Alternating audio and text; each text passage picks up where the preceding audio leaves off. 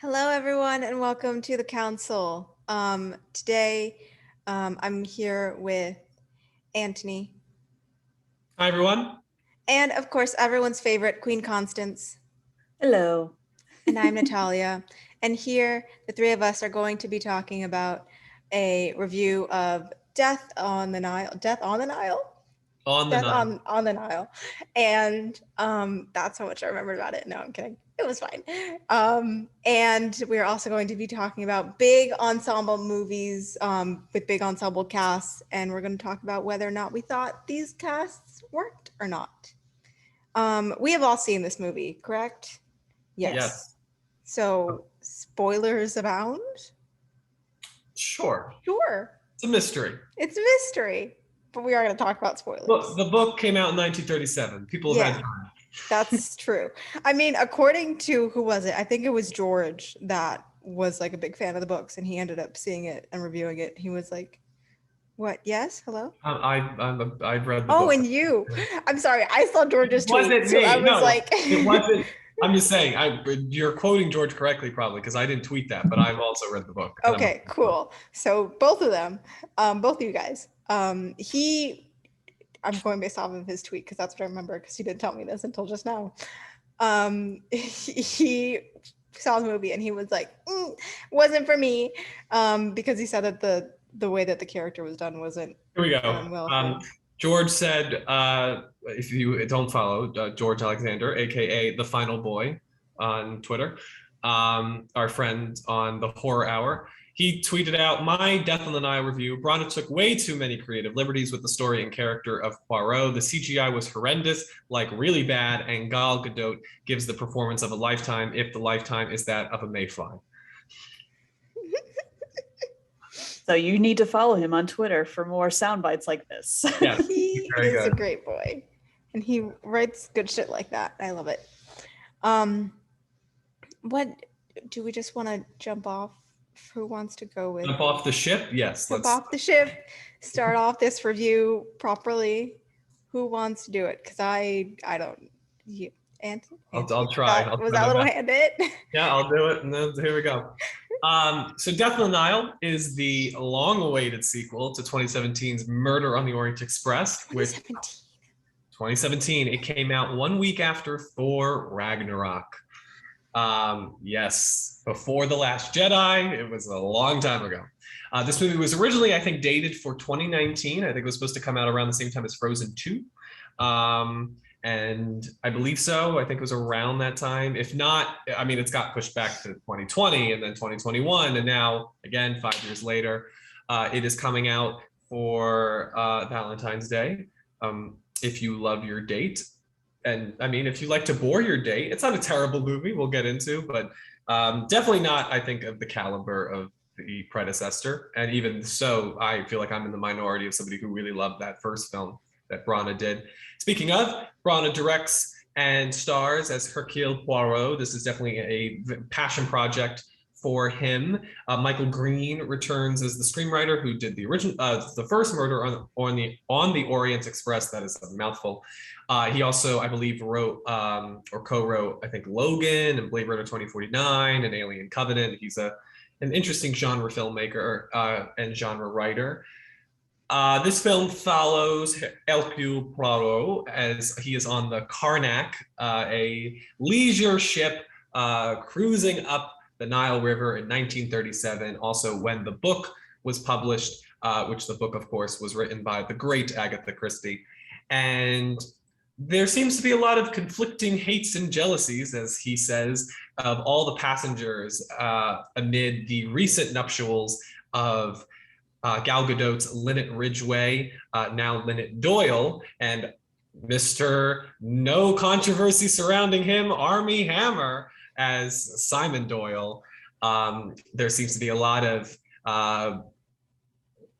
conflict surrounding their marriage, including a really just a pretty solid cast formed here with Emma Mackey as Jacqueline de Belfort, Letitia Wright, Sophia Okonedo, I want to say. Annette Bening is here. Tom Bateman returns from Murder on the Orient Express. we have Jennifer Saunders and Dawn French and Russell Brand in an unrecognizable role. It's the beard.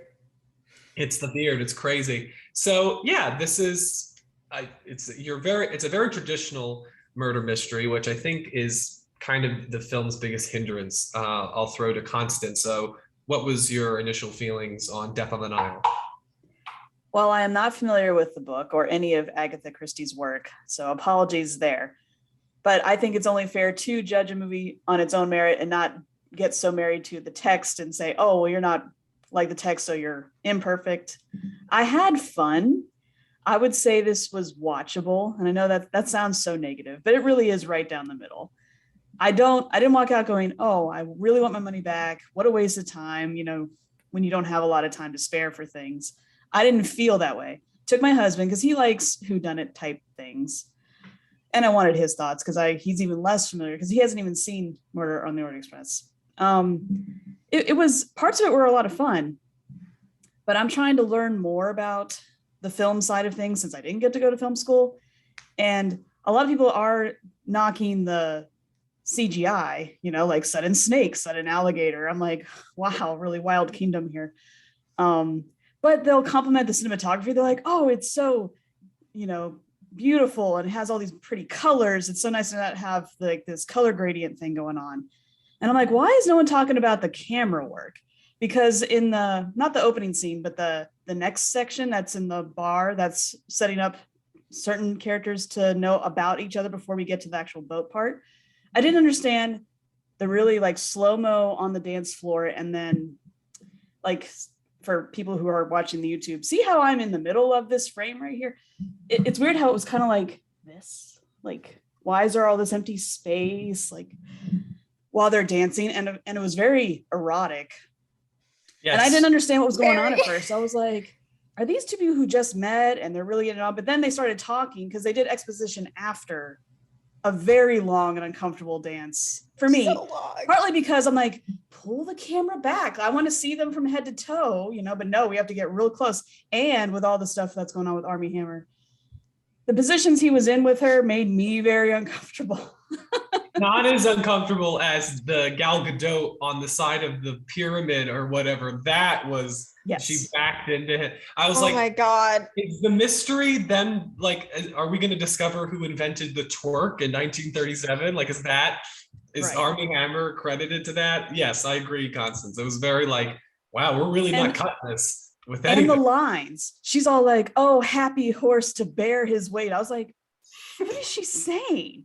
What are these lines? I don't understand why she said, kind of like that moment where she's up on a thing and she has gold wrapped around her and she's all like, laughed so hard at that. Oh, the Cleopatra. Oh my God, thing. it was hilarious. What the hell was that? I have no idea. It's like they had, she was filming her new Cleopatra movie and she couldn't get out of costume before she had to film that day. It was ridiculous. So I would have liked the movie more if it didn't have all these weird sudden snake, sudden Cleopatra, and lines like, oh, happy horse to bear his weight. I'm like, what is this? It took me out. So, and there was a lot of shots let's go under the water. Hey, look, here's the propeller. And we like to go above and under and above and under. And it looks so bad. I'm like, what are you trying to do? I can't see anything. Yeah. When I saw that the gun, I only saw that the little scarf covered up gun was there at the end. I was like, I'm so confused as to what this is because it was in the same color gradient as everything else around it in the dark, murky waters of the Nile. Right. Yes. I think, Constance, what you're speaking to is something that I also agree with, that, Branagh is an accomplished filmmaker. His Belfast is up for many I think 7 Academy Awards. I am not the biggest fan of the film, but I was a huge fan of his Murder on the Orient Express. I thought his Cinderella was all right. It was good. And I think there are very few filmmakers who, at where the MCU was at that point, to ground Thor within it. I thought he did a nice job with that. So he's proven himself outside of his Shakespeare work in terms of directing. And I think what's happening here is that at points you do see, a good craftsman. I think the opening sequence in black and white, that's better black and white cinematography than Belfast. I thought, yeah, it was really well done. And there's definitely a craft to his films. But at the same time, you talk about the crocodile jump scare, you talk about the snakes, you talk about these long sexual thrusting scenes, which I have no memory of that being in the book. I don't think that the book is not sexual, I think, in that manner. So I think that shows that he maybe is bored with his own material and he's trying to keep the audience awake or keep them engaged. And I think that's also because he knows that this isn't as good as Murder on the Orient Express. And I think the reason that is because what makes that book and movies work so well is the ending. The ending is dynamite because of the twist. And before Knives Out, this was the deconstructive mystery of the mystery genre. This is much more traditional. And what on the page, and I also think the original 1978 film that had Angela Lansbury and Maggie Smith and had a pretty good cast. Mia Farrow was in it as the Emma Mackey character. But where I think the original text in that movie work well is because you kind of get a better sense of who these characters are. What works really well is that the titular death comes at the midpoint, comes halfway through. And the first half of the book, you really get a sense of who everybody on the boat is. And so you just care more about what's happening because you care more about the characters. But here, those scenes are reduced or they're minimized or they're just left out. And all of the nuances and complexities and dynamics of these characters are kind of just thinned out to just be caricatures. And because of that, the first half, you're kind of like waiting for an emotional tether to the audience that doesn't really come. And then the second half is just dull because you don't care what happens with the mystery. And the mystery is pretty traditional in that it's not like exciting you in the same way that something like Knives Out did, or something that the Murder on the Orient Express did, because you know the ending is going to deliver, which it does. Again, I just felt like there wasn't, as much as I know that Brana is passionate about this material, this one felt more like Fox had told him, we want a sequel. And he said, well, I'll do Death on the Nile.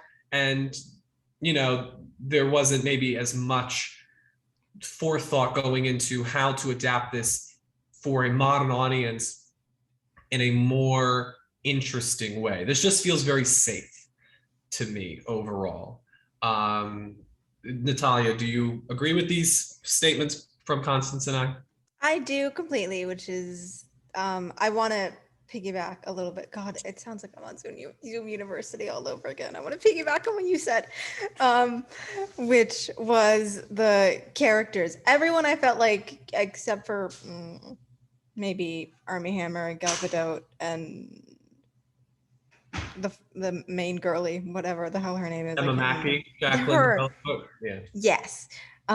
Everyone was introduced in really shitty ADR, and kind of like off-heard ADR, like you weren't looking at what they were at them, and then just boom, sudden noise on the side, and everyone did really feel like caricatures at the end. Thank you. And it was really weird. And also, I called it smack at the beginning. I texted you guys in the group chat. I was like, maybe 30 minutes into this movie, I was like, I know. And out of the 3 people that it was, out of the 2 that I knew that it was going to be, I was right. I got it. Yeah. Give me my grade. So maybe we should get into that. So final spoiler warning for Death on the Nile. The killers, plural, end up being Emma Mackey's Jacqueline de Belfort and Armie Hammer's Simon Doyle. And I think this movie is a major example of one of my least favorite things about mysteries, which is, and I have somebody I went to see it on its opening night went back the next day because a friend wanted to go, and they suffered through it a second time, and they told me that this was true, and I imagine this was. When you're writing mysteries, if the motivation for the character's emotional arc is tied to the plot, it's never going to work out if there's a twist. And I think that what I'm saying that is because all of Emma Mackey's and Armie Hammer scenes, as well as Emma Mackey is Armie Hammer, so-so in the film. When he was crying, I laughed. Yeah, a lot of people laughed. I laughed. But Emma Mackey, I thought, was quite good. I think some of the cast did a nice job of what they were given and definitely elevate the material. But Emma Mackey's arc is so tied into Simon leaving her. But by the end of the movie, you know he didn't. So all of those scenes really are meaningless because there's no inner truth. Like, it's not like he actually left her and then there was like a real divide, but then they were like, well, we're like a Bonnie and Clyde thing where we're going to do this anyway, but maybe there was still like a divide between them because he had left her for Gal Gadot. There was none of that.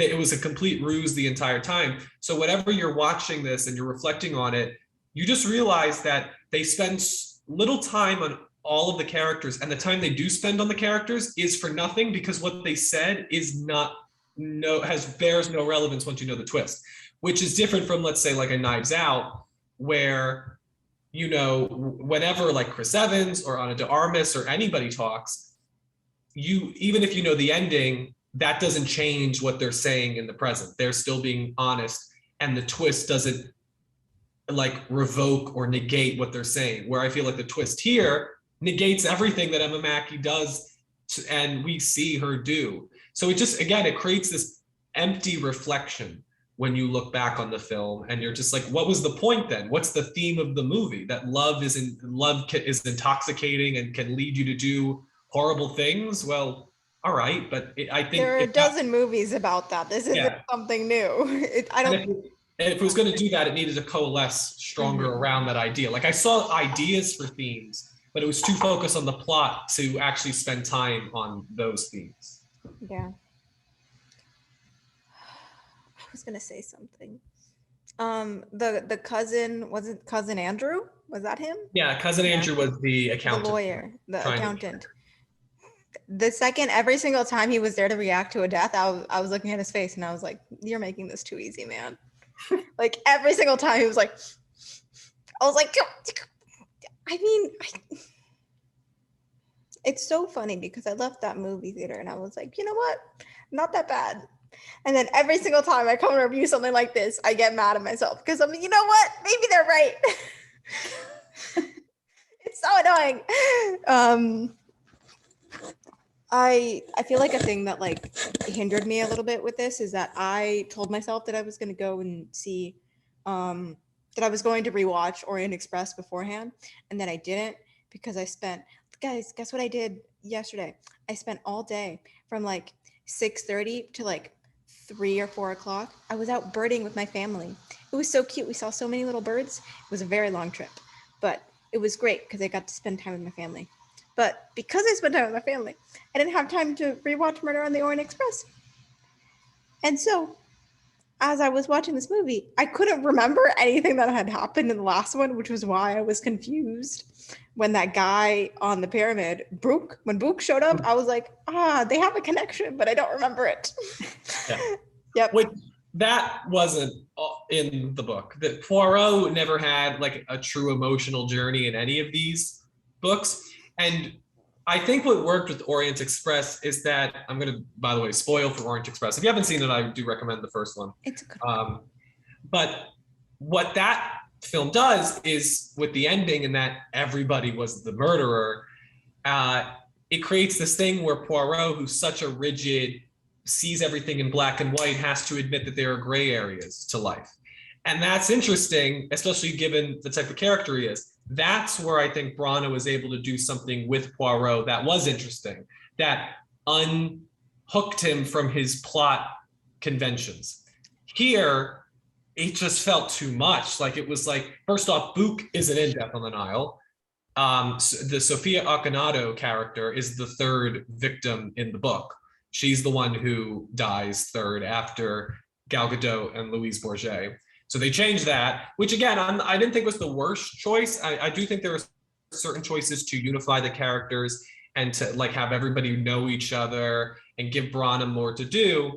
But in the end, it just feels like we're adding character development because we think just like name recognition or just like adding in these little morsels is enough to form a fully developed narrative, which again, I think these are ideas that aren't coalesced. They don't pay off in any meaningful fashion. When Emma Mackey shoots herself through Simon Doyle through Armie Hammer, that should hit you more than I think the movie impacts you. Like that should be like a huge moment that, because you don't really even know these characters yet, it just doesn't leave you the same thing. Like also like Book, like he's Book. Like what? We're supposed to feel this big thing. Like thank God Annette Bening was in this movie because she made us care more than I think the movie deserved you to care about this character. I mean, who is Book? Like, all right, he's in love with Letitia Wright. Wonderful. That's it. That's all. That's it.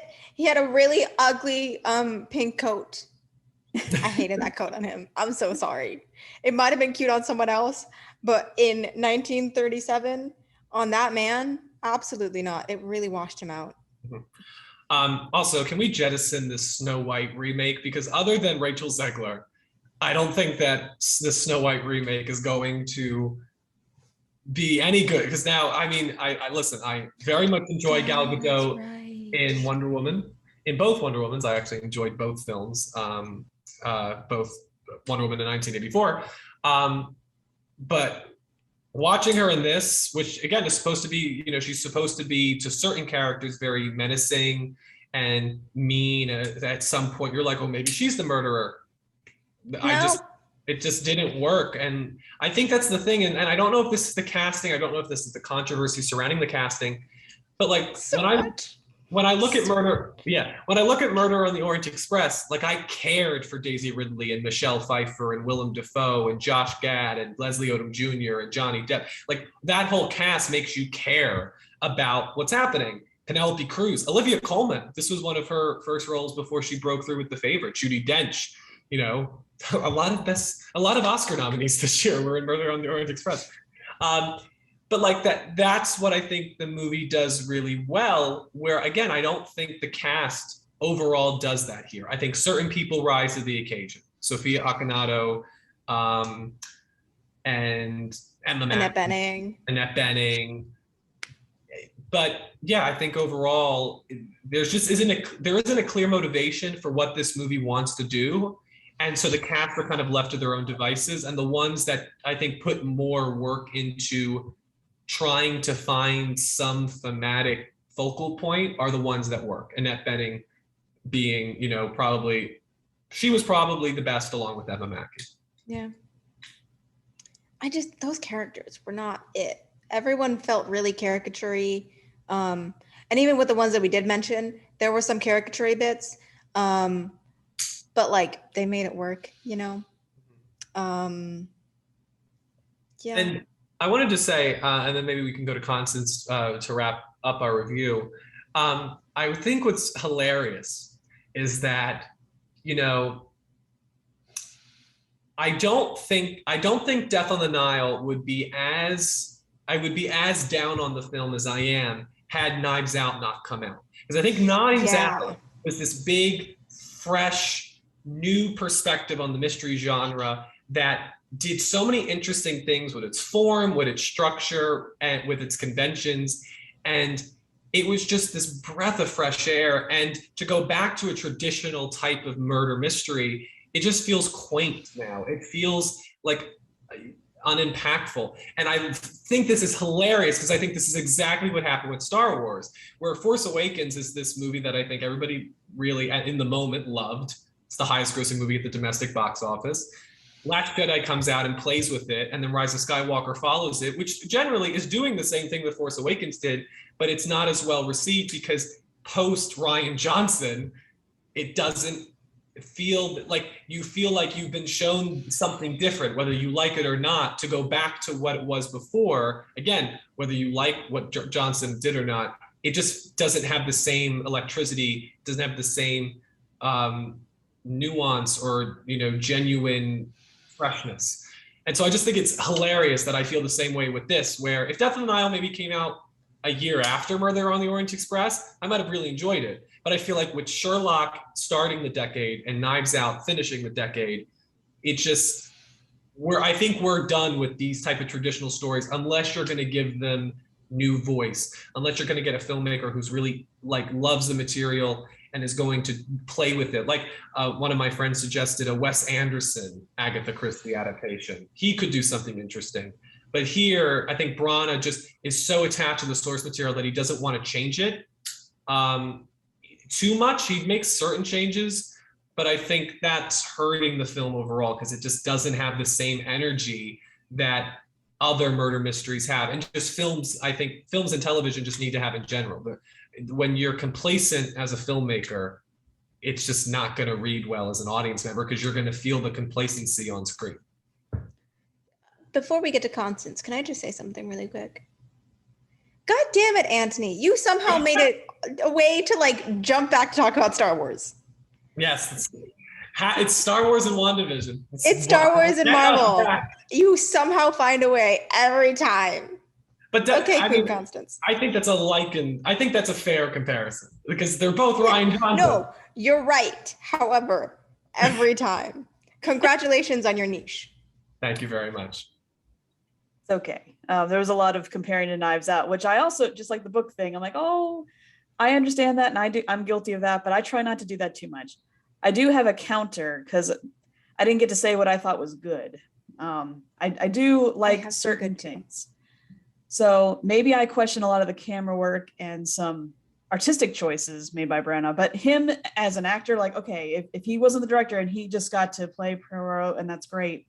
I liked what he did because the very first scene, the war scene, black and white, as that was playing out, and it was longer than I thought it was going to be. A part of me was like, where is this going? Why is this here? What's the point?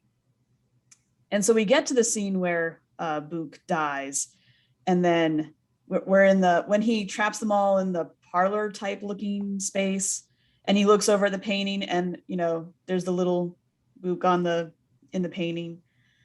When he's all emotional and he's like all welding up, like, he was my friend.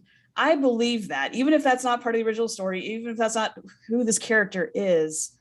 I do like Branagh's interpretation of making me care, because I didn't really care about that character, but I cared that he clearly lost something.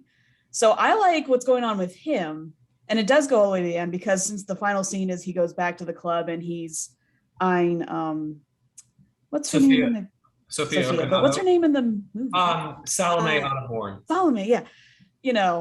Because I could feel the flirtation there, and I like that they kind of put a button on that, like, oh, that might be a thing now, And she was lovely. She was a huge positive for me. So it's not like this is a total train wreck. There are glimmers in here that I'm like, okay, you can find some morsels to enjoy. It's not like, oh, this is a total waste of your time. You just have to dig for them a little bit. Yeah.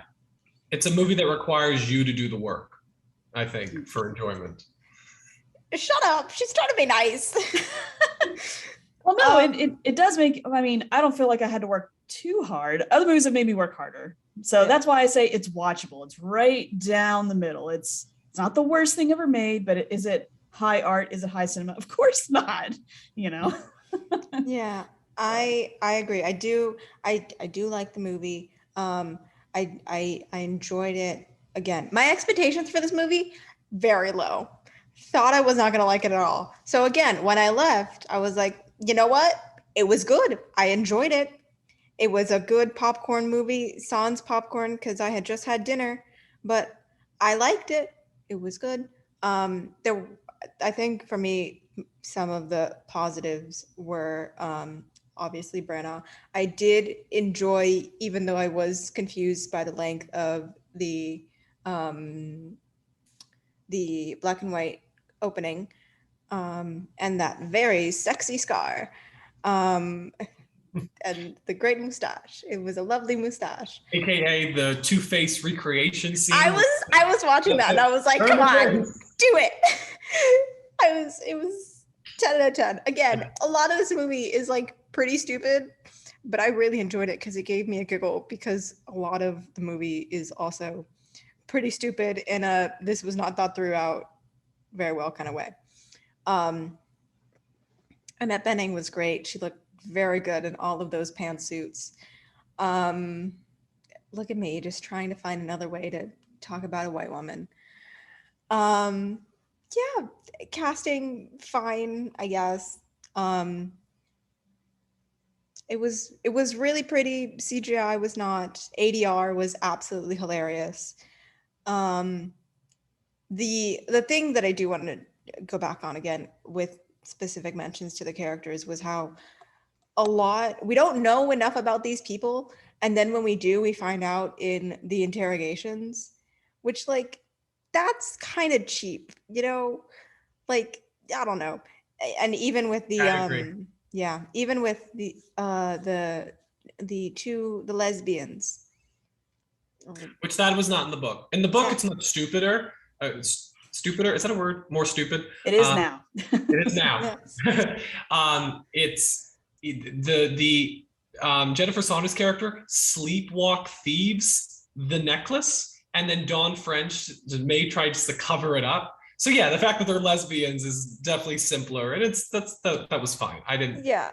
That was one of the changes. I was like, all right, good, okay, Brana. The very concise. Yeah. Instead of whatever the hell happened. Oh no, Book took the necklace after he found Gal dead and then put it in Annette Benning's thing. Yeah, because he knew Right. she wouldn't be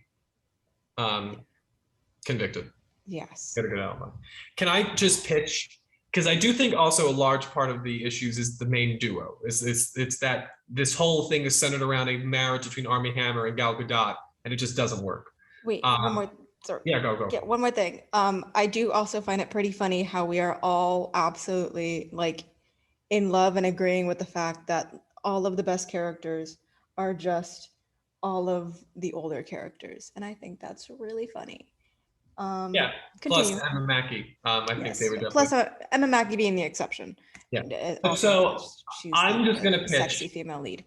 Yes, I'm just gonna pitch that I think I would have much rather preferred to have seen, like, instead of Gal and Armie, like Emma Watson and Ryan Gosling play those roles. I think they could have done a nice job, because I think I think Emma Watson has shown in certain roles that she's able to be stern while also being like sexy, but also being like there's a warmth to her at the same time that she's being strict, and she's very controlled and she's very assured. And I think those dynamics, I think, would have worked well against a Ryan Gosling who's smooth, he's mysterious, but he's also, again, warm. And I think that's maybe what I was missing. It just felt like they were trying too hard. Like they were like, we've had sex 3 times today. Like, we get it. All right, it's fine.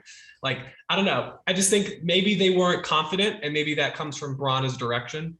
But I think you fix the main duo, and then maybe a lot of those other issues are solved. And I also think then a better first half that sets up these characters, like Natalia said. So by the time we get to the second act, we're not being introduced to the characters. Yes. I also feel like a nice added bonus to having Ryan Gosling be in there is, instead of Armie Hammer, is that when she's describing him as this like really square, like simple kind of guy, I was like, you know what? And now that you just said Ryan Gosling, I was like, that's clicking. That makes a lot more sense than Armie Hammer. Yeah. I have a question for you too.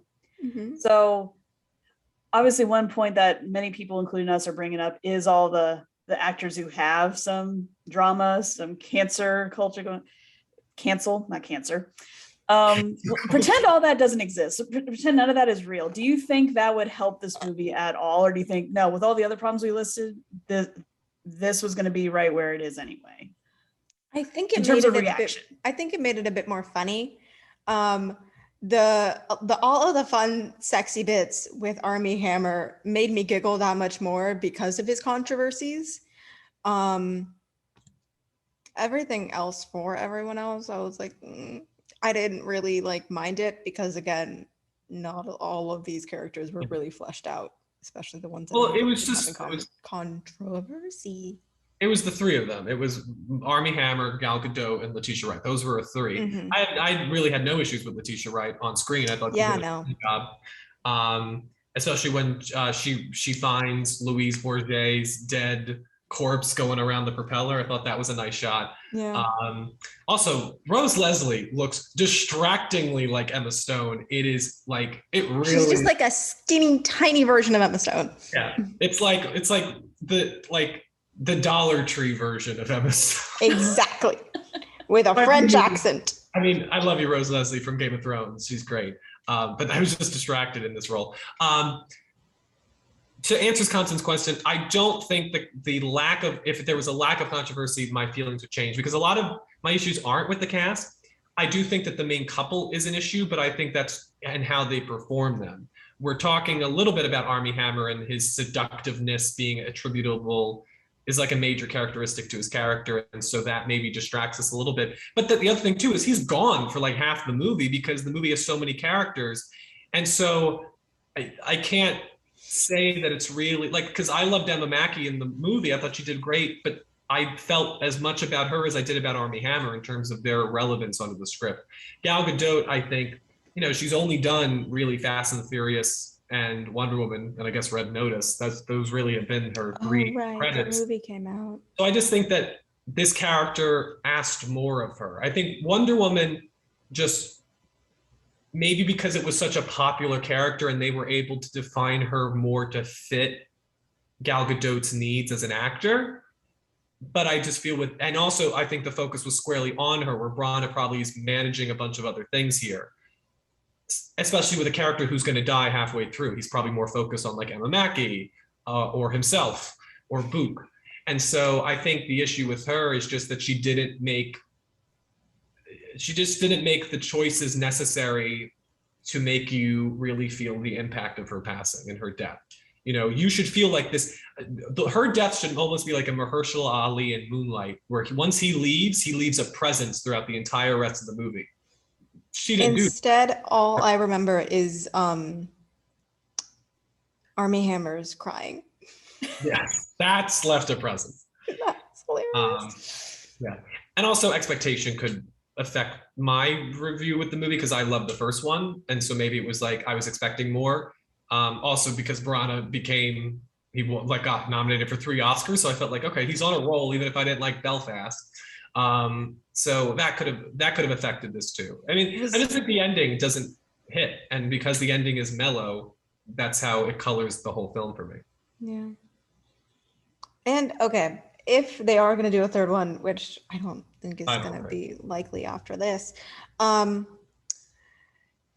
with Book being the return character who is now dead, I suggest we get Sophie and Annette to return, because they were the 3, and Fulanita, but she's dead, 3 strongest part about this. Just let them be free. Let them be free. However, if they are going to do this again, they were pretty solid. I would like a little ragtag team of them. Mm-hmm. Mm-hmm. Yeah, maybe a Hulu streaming show. Exactly. I mean, Annette Bening is still in search for her Oscar. She's not going to get it. Oh my God, that's right. Yes, she lost twice to Hilary Swank, so she's still got to get that Oscar. Do we want to do numbers? How do we feel about Death on the Nile overall? As much as I bitched about it. Yeah, sure, 1 out of 10. Mm-hmm. As much as I bitched about it, I'm going with like a 7.5, because it has for me a little bit of rewatchability, because I know Hannah also wants to see it, so I'm gonna just see it with her at an earlier time, because when I saw it at like 6:00, I walked out enjoying it, but didn't think it was worth the $15 or however much I paid. So your number again is 7.5. So we'll say 7.3. 7.3. Constance? I'd have to give it a 6. Okay, I also give it a 6. So our review is a 6.4 from the council for Death on the Nile. Yeah.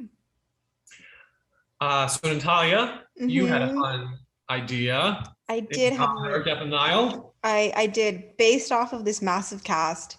I was thinking, what other big movies with massive casts, in this case, worked? Because in this one, not so much. Do we want to go? Who wants to do this? Because I know Constance has one that doesn't work. Antony, do you have one that works or doesn't work? I have one that works. I also have one that works. Constance, would you like to start so that we can start off with something fun and more stuff to complain about? Sure. So I'm one of those people that I don't understand the success, at least of the time, of Love Actually.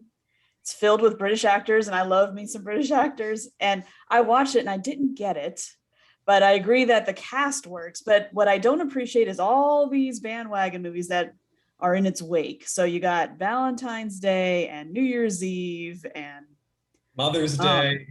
huh? Mother's Day. Yeah, all these like we got to take a holiday and then we got to take 10 couples or random strangers and they kind of connect, but they kind of don't. I don't like the lack of connectivity. And I understand that maybe it doesn't have to be character driven, but since we've talked about Knives Out so much, what I like about that approach is they're all together in one location or in one situation together. Whereas the whole, oh, here's a through line. Everyone suffers through love. Here's love in different stages of, a given timeline of how you go through the process of love. But I don't like that. You want to talk about not spending enough time with people. Those kind of movies generally are not long. So you already don't have a whole lot of time to work with. So to divvy it out between like 15 people, it's more like, hey, look, here's Alan Rickman, or hey, look, here's, Anne Hathaway, something really brief where I'm like, okay, we saw them for a minute and now they're gone. I need to attach to a character. That's what brings me joy. If I can't get on board with at least one person, then I don't have fun. So I don't like this, how many can we cram into a thing? And the through line is something like New Year's Eve. I'm not a fan of that format.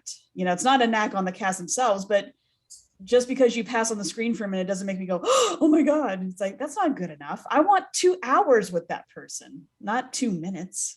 So I don't think that format works, and it's all the stuff because Love Actually was so big at the time. I think it hasn't aged well, but it inspired all these kind of movies. So them as a group, I'm not a fan.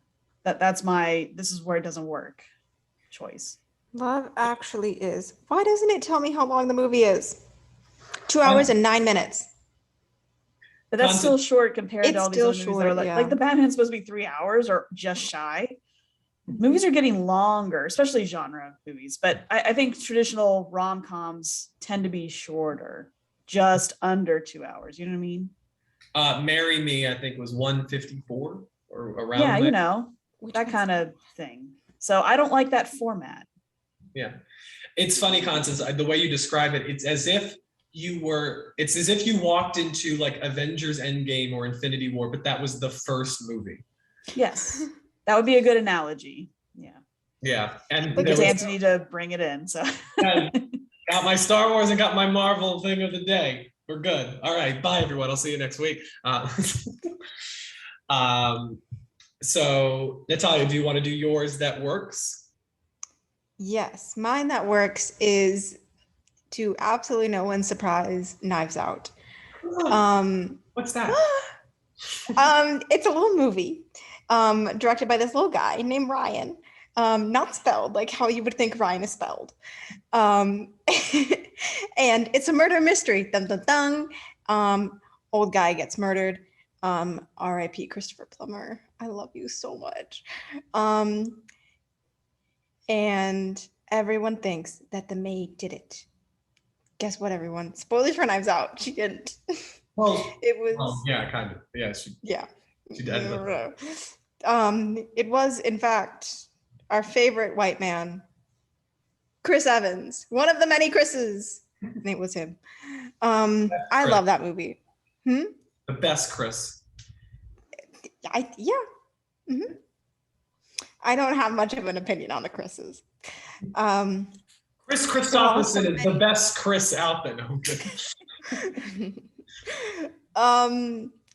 the reason that I put this on one of the best things for large ensemble casting is not only because even though everyone is like all essentially in the same room together, the interrogations come in like almost instantly. So we do meet with everyone, unlike how they did in Death on the Nile. Because the murder happened like within the first 10 minutes of the movie. Again, things are happening, people. Starts with the murder. Starts with the murder. And then we have... It opens with the murder, yeah. And then the first 18 minutes, like the movie's 18 minutes in, you know everything about all the characters because they have that long interrogation scene, but never feels long. Yeah. Oh, I love that movie so much. So yes, I think this is a good giant ensemble cast because you actually know all of these people. It also does help because everyone is a large family, so everyone is really interconnected. And because it is such a large family, in the end, even though you think all of these people have various motivations for X, Y, and Z specifically, it all culminates in just sorry to the two white people here, into just the white people just coming together to be like, let's mess with the brown girl. Yeah.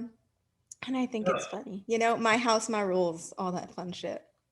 The political and social subtext of the film is quite possibly its greatest asset, despite, except for Johnson's, now, we expected from him, his traditional, untraditional subverting of tropes and challenging them. It's brilliant. Very much looking forward to Knives Out 2, which will also be on a vote on Netflix. Yes. So the thing about Knives Out, the premise alone, the whole, it's a family and they're fighting and they put this out at Thanksgiving. I was like, that is the best, like, dovetailing, perfect. I was sold just on the idea of, let's go watch a family be horrible to each other, because they're horrible to each other, not just the brown girl. Like, it's horrible for everyone. Yes. I hate Thanksgiving. I love my family, but I love them from a distance. I'm like, you stay way over there and do your thing. I'm going to stay way over here and do my thing, because we have blood and that is all. Like, we're so different otherwise, like, they're not bad people. I just space. So when you're forced to be together, and then this particular Thanksgiving, when this came out, I was like, this is the movie I need. It was so satisfying. It just helped me personally on a primal level. I was like, this is why it's going to do well, because I can't be alone. There's got to be other people who are like, yes. Yeah. The other thing, life, but with drama, because obviously it's fantastical. So. Yeah. The other thing too is that even though it ends up not being the case, but by seeing the murder at like the end of the first act, it just again opens the movie up, and again it breathes fresh new life into a genre that could feel tired at this point. Like, mysteries are as old as stories themselves. Yeah. I saw this with Hannah, I think, for the first time, and then we were like begging our parents to see it, and then they never saw it in theaters because they don't do that. And so we watched it all on streaming, and we were like looking at them the whole time, every single time anything was happening. It was just, it's such a good movie. Hannah and I rewatch it now and then from time to time, and having this conversation makes me want to rewatch it again. Me too. And my mom does not like to rewatch movies, but maybe if we force her, she'll rewatch it with us. I remember showing this to my grandmother, and she was clapping when Superman got thrown up on. She very much enjoyed that. And then she was calling it that the will was going to be left to Marta, and she was just cheering, and then she cheered at the end. She was, I have it all filmed, her reaction for those key moments. Nice. So it's very great. fun. It's a great movie. It's very rewatchable too. And the mystery isn't in the plot.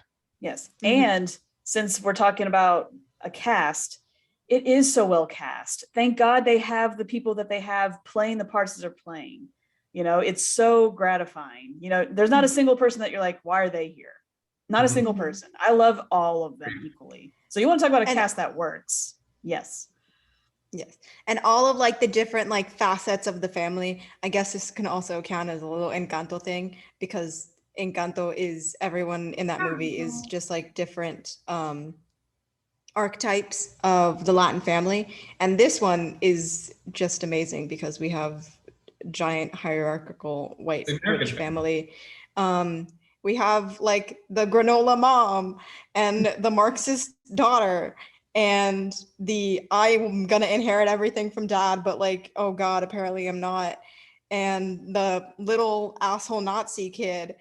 It's just it's so good. And like the idiot rich cousin. Oh yeah, it's great. Love to see it. Great cast work when you look at the cast and not one character or performance is redundant. And that is the case with Knives Out. And the grandmother, she was great. She had like maybe one line, or she just breathed. Amazing. Wonderful. Yes, I that was one of my picks that I share with Natalia, and it sounds like Constance also shares it. So I have three I want to spotlight. One is Birdman, which I really want to commend because that cast is to make a one take movie like that. And of course, it's not one take, there's editing all around, but still a lot of those shots are one take, more so than a normal average movie would. And that takes an incredible amount of commitment. And all of those characters, be it Michael Keaton and Emma Stone, and Oscar-worthy performances, Edward Norton, Naomi Watts, Andrea Riseborough, I think, is in the film, and Zach Galifianakis and Lindsay Duncan. It's a stacked cast full of talented veterans who were able to make the film is, it is a gimmick to shoot a movie like one take, but you never think it's that because of the way the actors take on the challenge of it. It feels earned. The entire narrative is so emotionally driven, and they're playing such interesting, unconventional, and really at points perplexing characters, and yet you always understand where they're coming from.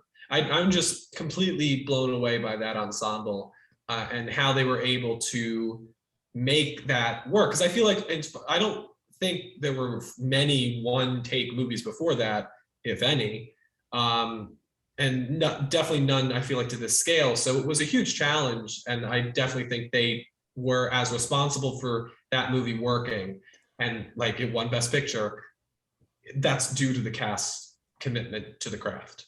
Another one is Dr. Strangelove, the classic satire from Kubrick, which has James Earl Jones in an early role, and the brilliant, I'm gonna make sure I get his name right, because he plays three roles. I always consider that Tilda Swinton, but I really should say that it's him.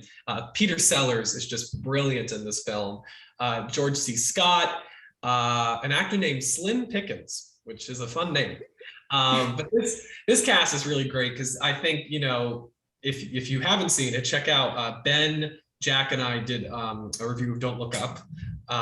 And I hated the film. Ben loves the film. It was a really great discussion.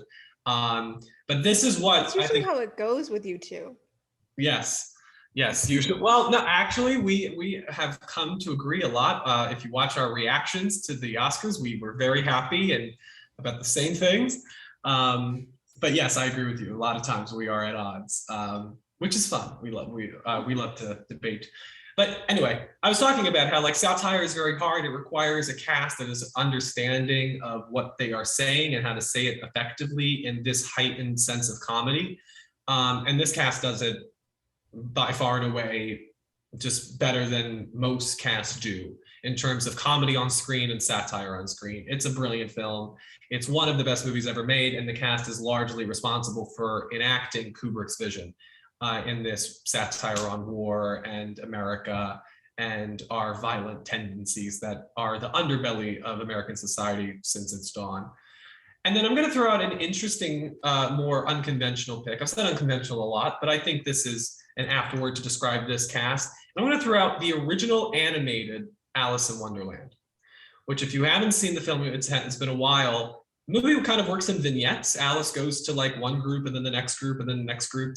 And the voice cast does such a great job of all being visually all the sequences are visually distinctive, but vocally they all represent something different. And I feel like you have some people who maybe do two characters in the film. So even then, that's really impressive.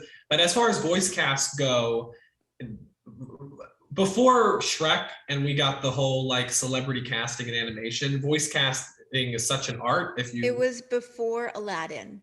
Well, Aladdin was the first step, but Shrek was the one that marketed. Yeah. Never mind. Robin Williams was never on, his name was never on a poster for, it never said Robin Williams is in Aladdin.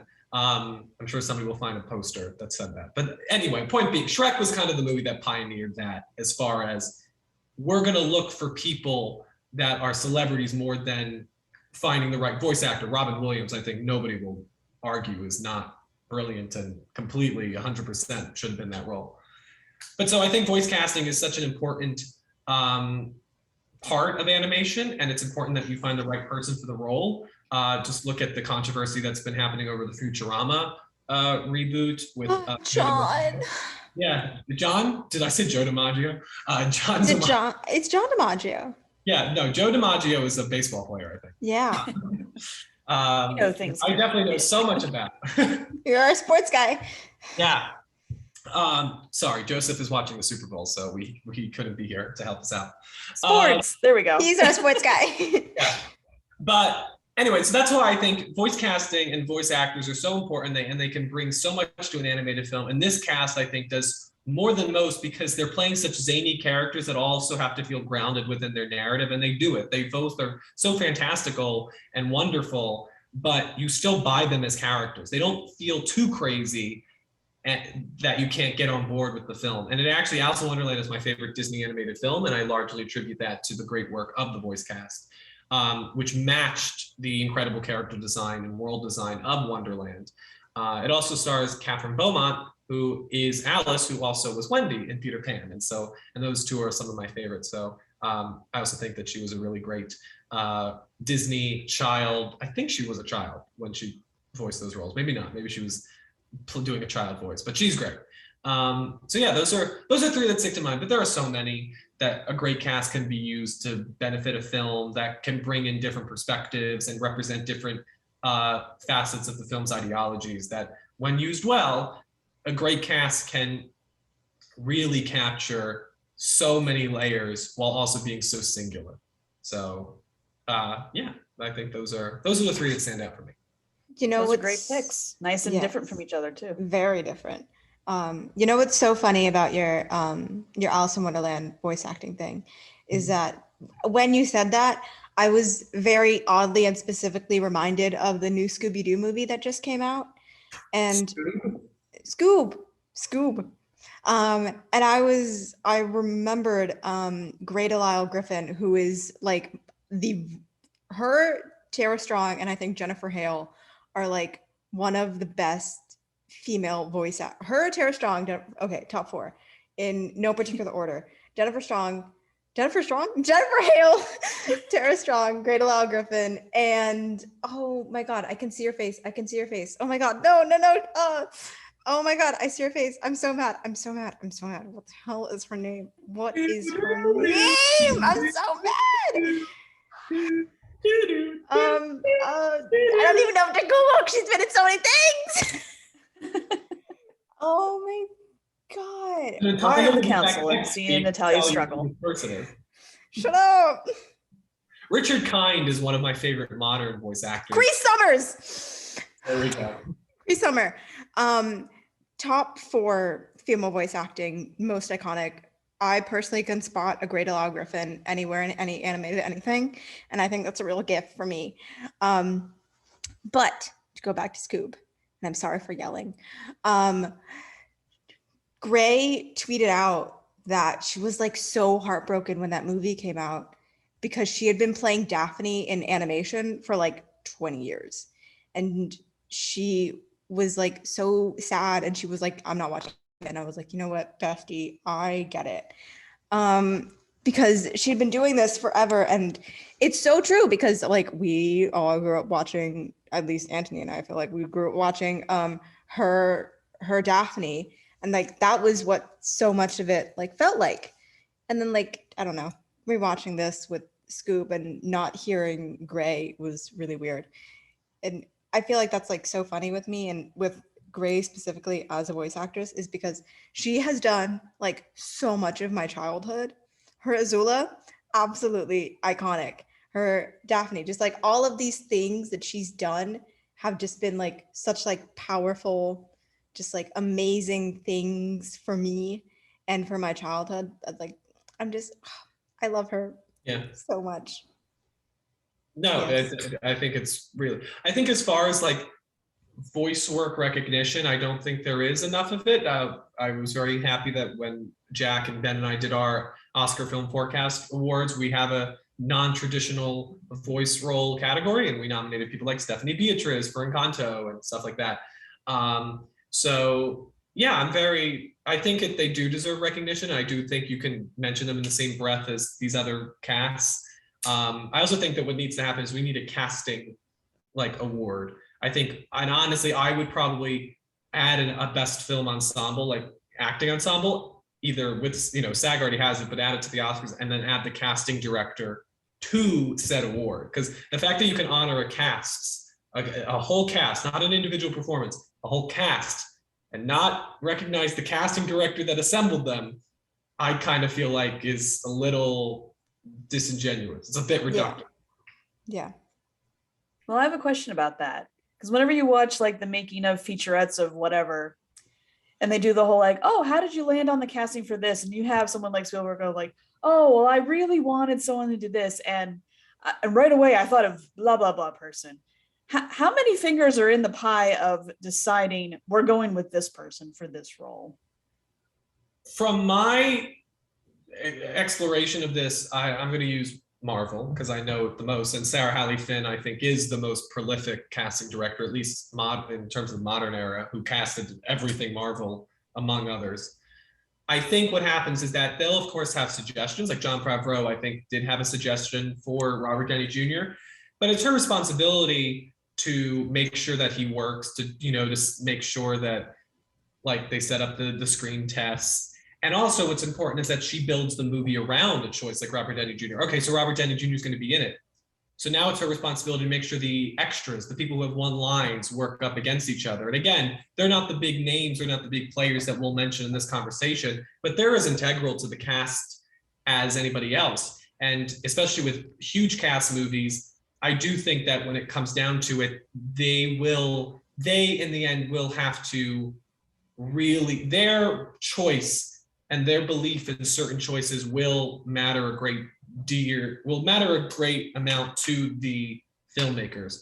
You know, I don't think like Daisy Ridley gets Rey if the casting directors also don't support her. JJ, I don't think can make that choice unilaterally. I think it's like every other part of filmmaking.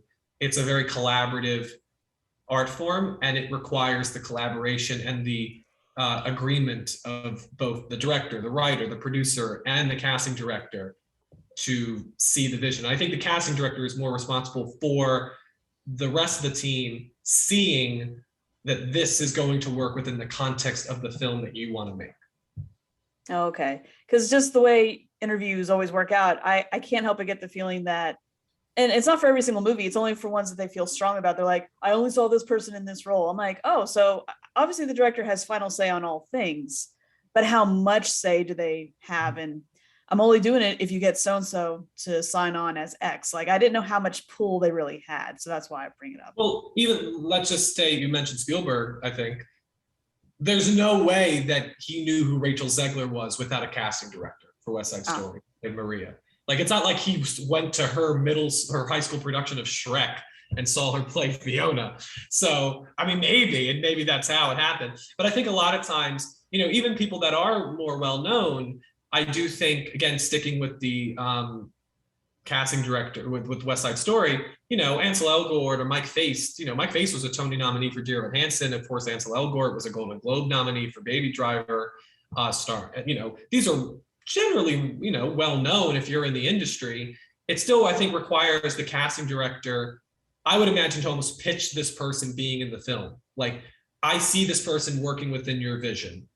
Why don't you come meet them? And then you get the interview like, oh, once I heard about Ansel Elgort, or, well, probably not Ansel Elgort, but once I heard about, you know, Mike Faist, I couldn't not like it. I think it takes the casting director to shine the spotlight, or at least get the director to acknowledge it. And again, sometimes it's a Jon Favreau where he suggests Robert Downey Jr., but then it's the casting director's job to make sure it's a check and balances, make sure that if they want an actor, that it's not going to like impede on the film, like, you know, somebody like Malin Ackerman for Watchmen, for example. Right. No, you know what I'm saying in those no, yeah, 100%. So I appreciate the clarity, because, and maybe it's not the actual interview, maybe the way the interview was cut, because they don't show you the whole thing, they have to edit that as well. I'm like, oh, maybe there's some context missing here, and so it always looks like I found them, you know. It's like, did you?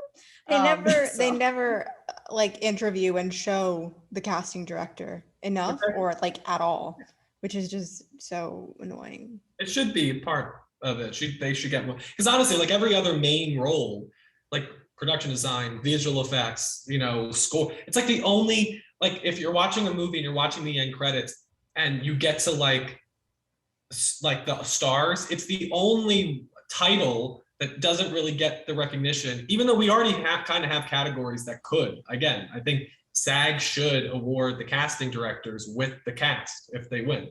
But again, that's just me. I'll get down off my soapbox. Any other last notes for this week?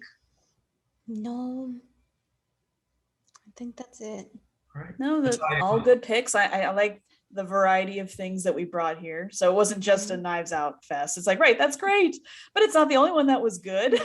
There's others. Yeah. So Natalia, you want to take us out? Okay, I guess. Thank you everyone for listening. And if you are watching this on the YouTubes, everyone wave. We are going to what the hell was I gonna say? My dad just walked in and I completely lost my brain. follow us on Twitter. Follow us on the Twitters. Follow us on the Twitters. Follow us on the Instagrams. Follow us on the YouTubes here where you are seeing our pretty faces. And we will be back next Wednesday. And if you're watching this on YouTube, and if you want to watch us do more on YouTube, next Saturday, Sunday, it's on one of the S's. When do we upload on YouTube, guys? I think our YouTube is dropped on Wednesday as well. Wednesday, is it also? I'm a really bad host. We don't even know. We have a channel. We don't know either. How okay. We're all just as confused as I am. Great. If you're watching this and you've made it to the end, you found us. And so just keep it on. Keep following us, please. Constance, where can they find you? You can find me at Twitter at Constance A. Lewis. Natalia. You can find me also on Twitter at the Brown Lesbian. Antony, you can find me on Twitter at Antony_post on Twitter, Letterboxd, and Instagram. And you can also see me on the Oscar Film Forecast Show, where we are breaking down the home stretch of award season now that the Oscar nominations have been released. We'll be back next week with a lot of fun discussions. It's going to be a really, really interesting award season. There are no front runners, I feel, maybe besides the Jane Campion. But a lot of the acting ones are up in the air. So check us out over there. Double plug. Good for you. Woohoo! Woohoo! Okay, everyone. I think it's time to say bye-bye. All right. Bye-bye.